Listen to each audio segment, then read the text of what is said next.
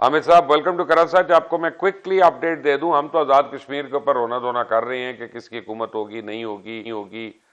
Vote of no confidence होगा नहीं होगा, लेकिन लगता ही है कि हिंदुस्तान की दोबारा इतनी तैयारियां हो गई हैं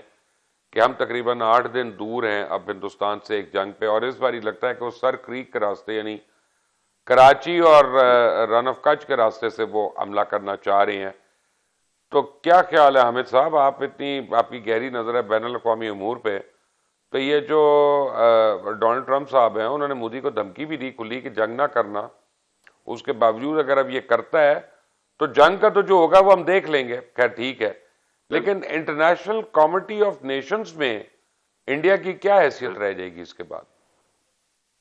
देखिए, मैं तो ये समझता हूँ कि मोदी को बड़ा अक्लमंदाना मशवरा दिया था ट्रंप ने कि अपनी बेइज्जती, अपनी जलालत और अपनी जो खफगी है उसको कम करने के लिए अब कभी जुर्रत ना करना पाकिस्तान की तरफ देखने की। लेकिन चूंकि India is run by the mad ideology, जो मैं बार बार कहता हूँ कि मोदी, अमित शाह और देवल की जो डॉक्ट्राइन है वो मैड डॉक्ट्राइन है, और वो इंडिया को मुसलसल मैं समझता हूँ जिल्लत से रुसवा करवाएगी। और इंटरनेशनली भी पूरी दुनिया को पता है कि पाकिस्तान की जानिब से क्या जवाब आएगा। पाकिस्तान के फील्ड मार्शल ने भी बड़ा क्लियर कह दिया कि इस बार जो जंग है वो इंडिया की जुग्राफियाई हैसियत भी बदल सकती है और इंडिया के deep east side of the India जाएगी, यानी मद्रास और चेन्नई और उस साइड तक जाएगी। और तीसरी बात ये है कि बड़ी अहम बात मुबशर साहब वो ये कि क्या किसी मुल्क की फौज इतनी पागल हो सकती है कि एक शख्स का सियासी कैरियर बचाने के लिए, यानी 11 नवंबर से 15 नवंबर तक बिहार में इलेक्शन है और उसको बिहार का इलेक्शन जिताने के लिए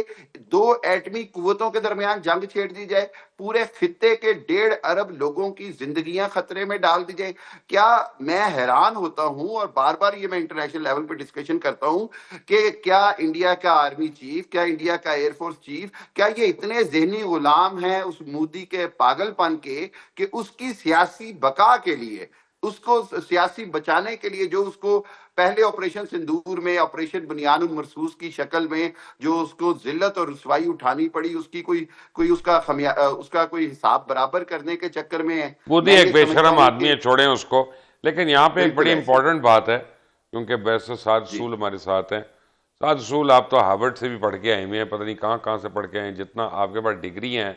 इतने तो मेरे पास अपना खत नहीं किसी के लोगों के, माशाल्लाह। मुझे कुछ बातें, आपको मैंने सिनारियो आपके सामने रखता हूँ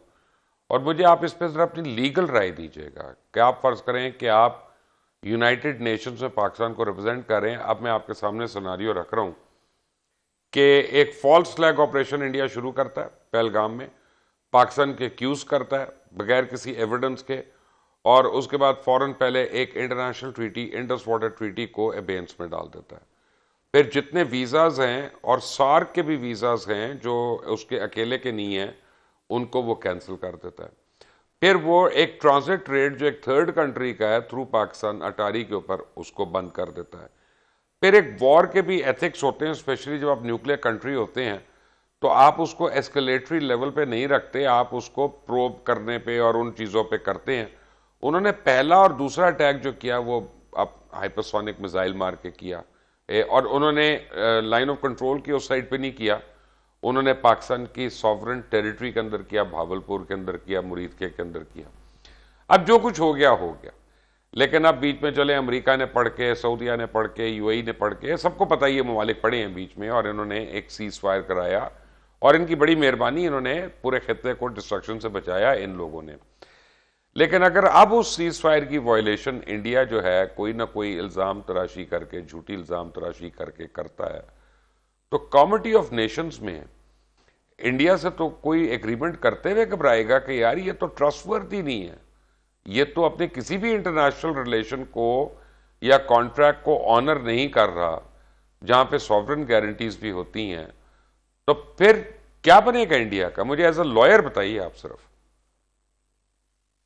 दो बातें मुबशर साहब, बहुत शुक्रिया आपका। दो बातें। सबसे पहली बात ये कि जहाँ पे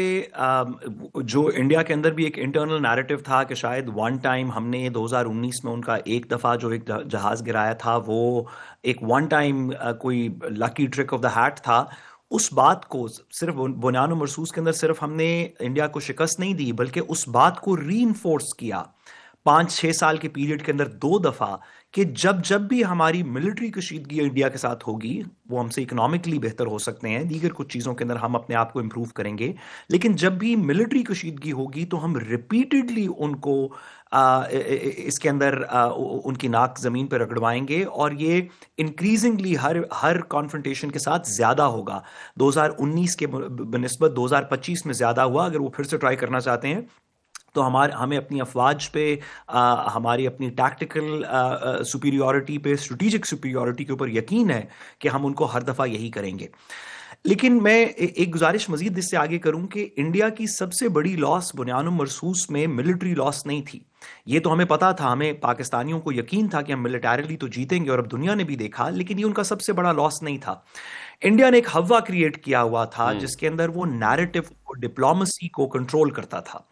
پاکستان ایک بات کرتا تھا کہ ہم نے یہاں سے کلبھوشن یادو پکڑا تو انٹرنیشنل کورٹ آف جسٹس اور دیگر جگہوں کے اوپر انڈیا کا بیانیہ جو ہے اس کو کچھ تقویت ملتی تھی، نہیں بھی ملتی تھی۔ ہم نے جو انٹرنیشنل کورٹ آف جسٹس سے سکسیس بھی حاصل کیا تو جو انڈین نیریٹو مشینری تھی، جس کی ڈپلومیٹک ٹائز تھی امریکہ کے اندر، واشنگٹن کے اندر، دیگر جگہوں کے اوپر، ایون مڈل ایسٹ کے اندر، وہ پاکستان کے ارد گرد ایک ایسا نیریٹو سپن کرتی تھی کہ ہمیں ٹیررسٹ اسٹیٹ بھی بتایا گیا، ہمیں ایف اے ٹی ایف کی گرے لسٹ میں بھی ڈالا گیا، ہم سے دیگر بھی اس طرح کی چیزیں ہمارے اوپر منسوب کی گئیں۔ بنیان و مرصوص کے اندر جو بہت ساری چیزیں ہوئیں اس میں ایک تو انڈین نیریٹو ہمیشہ کے لیے ختم ہو گیا، کم از کم اب فورسیبلی ختم ہو گیا۔ لوگوں نے دیکھا کہ انڈیا نہ صرف کہ اپنے آپ کو غلط بولسٹر کرتا ہے بلکہ جب کرنچ سچویشن ہو تو اس طرح کے بیہودہ دعوے کرنے شروع کر دیتا ہے، جیسے انہوں نے کیے اس دفعہ کہ پتہ نہیں کراچی کو یہ کر دیا ہے تو لاہور ہم نے لاہور فتح کا کر لیا ہے، پورٹ تباہ کر دیا۔ تو یہ جو لاس آف کریڈیبلٹی تھی، ان کے بڑے سیریس لوگوں نے اس طرح کی باتیں کی جن کا حقیقت سے کوئی تعلق نہیں تھا، تو لوگوں نے، انٹرنیشنل دنیا نے انڈیا کو ایک ڈفرنٹ نظر سے دیکھنا شروع کیا کہ یہ تو جھوٹ بولتے ہیں، یہ تو وار مونگرز ہیں، یہ تو پیپر ٹائیگرز ہیں، دیگر اس طرح کی چیزیں۔ پھر جو انڈیا کا دوسرا اس کے اندر اسی نیریٹو کی بیسس کے اوپر جو ان کا مان تھا وہ اس بات پہ تھا کہ اگر کبھی بھی ہماری جنگ ہوئی تو وہ ہمیں انٹرنیشنلی آئسولیٹ کر دے گا، کہ امریکہ بھی انڈیا کے ساتھ ہوگا تو روس بھی انڈیا کے ساتھ ہوگا تو مڈل ایسٹ بھی انڈیا کے ساتھ ہوگا، اور ٹریڈ ان کی اتنی زیادہ ہے اور لوگ ان سے کنیکٹیوٹی رکھیں گے۔ تو ہم نے دیکھا کہ پاکستان کی جو ریسنٹ ہسٹری کے اندر ڈپلومیٹک سکسیسز اتنے کسی پیریڈ کے اندر نہیں ملے جتنے بنیان و مرصوص سے لے کے اب تک پچھلے 4-5 مہینے کے اندر ہوئے ہیں، خواہ وہ امریکہ سے تعلقات ہوں۔ ہم اس کے اوپر مختلف چیزوں پہ تنقید کر سکتے ہیں جو لوگ پاکستان کے اندر کرتے رہتے ہیں کہ اس میں ٹرانسپیرنسی زیادہ ہونی چاہیے یا کوئی اور بات، لیکن اس بات کو ڈینائی نہیں کر سکتے کہ پاکستان کے امریکہ سے اس وقت one of the strongest relation ships recent history کے ہیں۔ اور اسی کے پیریڈ کے اندر ہم نے سعودی عرب کے ساتھ ڈیفنس معاہدہ سائن کیا، اسی پیریڈ کے اندر ہم دیگر دنیا کے ممالک کے ساتھ ہمارا ابھی ملٹری ڈپلومسی کے اندر ہم ابھی ایجپٹ کے اندر ملاقات ہو رہی ہے۔ تو وہ آئیڈیا کہ انڈیا کسی طریقے ہمیں اپنی اکنامک اور نیریٹو پاور سے آئسولیٹ کر دے گا، اکیلا کر دے گا، ہم نے دیکھا کہ وہ انڈینز بلکہ اکیلے نظر آئے، خواہ وہ امریکن ان کے ریلیشن شپس ہوں، دیگر ریلیشن شپس ہوں، اور پاکستان کو اس میں بہت تقویت ملی۔